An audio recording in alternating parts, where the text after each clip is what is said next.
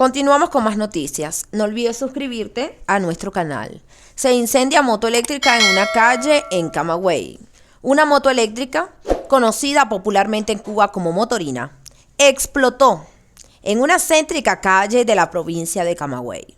A través de las redes sociales, usuarios confirmaron el hecho y refirieron que el siniestro no dejó fallecidos, como tampoco lesionados.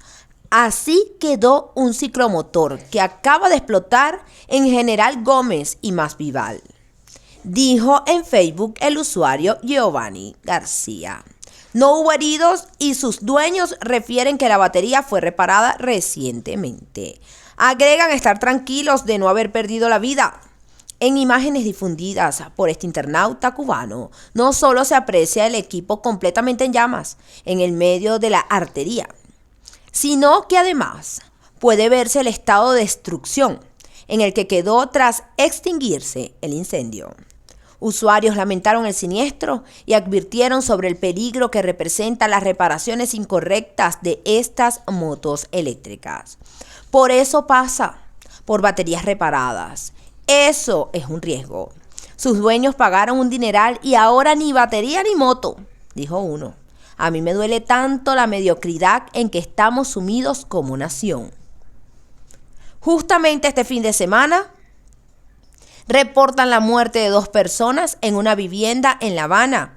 El inmueble se incendió presuntamente tras la explosión de una motorina y cobró la vida de 2 personas que luego fueron identificadas por la policía de Centro Habana. Una nota emitida este domingo por la prensa oficialista cubana indica que murieron 2 cubanos, una ama de casa de 45 años y un ciudadano de 48. Por su parte, la Policía Nacional Revolucionaria del municipio de Centro Habana señaló que el siniestro se registró a las 5:10 horas del sábado, 11 de marzo, en San José. En el incendio resultaron lesionados 3 ciudadanos de 18, 56 y 61 años. 2 se encuentran reportados de grave y 1 ya fue dado de alta médica. Las llamas en la vivienda se originaron después de combustionar totalmente la batería de una moto eléctrica en el lugar. Los cadáveres fueron remitidos a medicina legal y los lesionados recibieron asistencia médica en el Hospital Calixto García, donde permanecen 2 de ellos hospitalizados. Jonelsi Cadrelo Rodríguez y Vladimir Jerez Rosello, ambos vecinos del lugar del hecho, murieron en el siniestro. María Carla Román, segundo César Ochoa, los 2 vecinos del lugar del hecho, y Teresa Luisa Rosales Fonseca, vecina de Félix. El voraz incendio se registró en las primeras horas de este sábado en una vivienda de Centro Habana, cobrando presuntamente la vida de un matrimonio. Y continuamos con más noticias. ¿Cuáles son próximos pasos tras colapso de bancos en Estados Unidos? 2 bancos que sirven a la industria tecnológica han colapsado debido a retiros masivos. Las agencias del gobierno están tomando medidas de emergencia para apuntalar al sistema bancario y el presidente Biden está prometiendo a la ciudadanía que sus ahorros están bien resguardados. Todo esto recuerda a la crisis financiera emanada de los precios inflados del sector vivienda hace 15 años. Sin embargo, el ritmo de los acontecimientos esta vez parece más acelerado.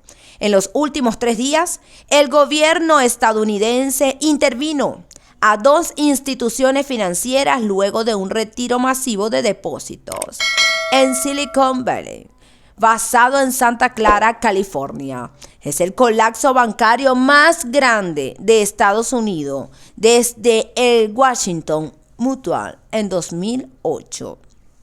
¿Cómo ocurrió esto? ¿Y bastarán las medidas que ha anunciado el gobierno estadounidense? Aquí una serie de preguntas y respuestas sobre la crisis bancaria. ¿Por qué colapsó el Silicon Valley? El Silicon ya había sido afectado por las dificultades que han enfrentado las compañías tecnológicas en meses recientes y por la estrategia de la Reserva Federal de aumentar agresivamente las tasas de interés para combatir la inflación. El banco poseía miles de millones de dólares en bonos del Tesoro y otros títulos, lo cual es común entre los bancos que son una inversión segura. Sin embargo, el valor de bonos previamente emitidos ha estado empezando a bajar, ya que pagan menos intereses comparados con los más recientes. ¿Qué se vendieron cuando el Banco Central estadounidense ya había aumentado las tasas? ¿Qué hizo el gobierno? La Reserva Federal, el Departamento del Tesoro y la Corporación Federal de Seguro de Depósitos decidieron garantizar todos los depósitos del banco, así como los del BAN, que fue intervenido el domingo.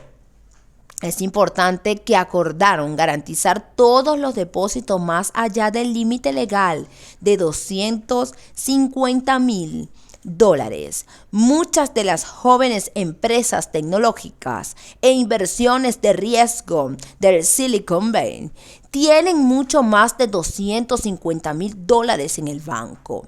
Por ende, hasta un 90% de los depósitos del banco no estaban asegurados. Si el gobierno no hubiera intervenido, muchas compañías se hubieran quedado sin el dinero necesario para pagar nómina, pagar facturas y seguir operando.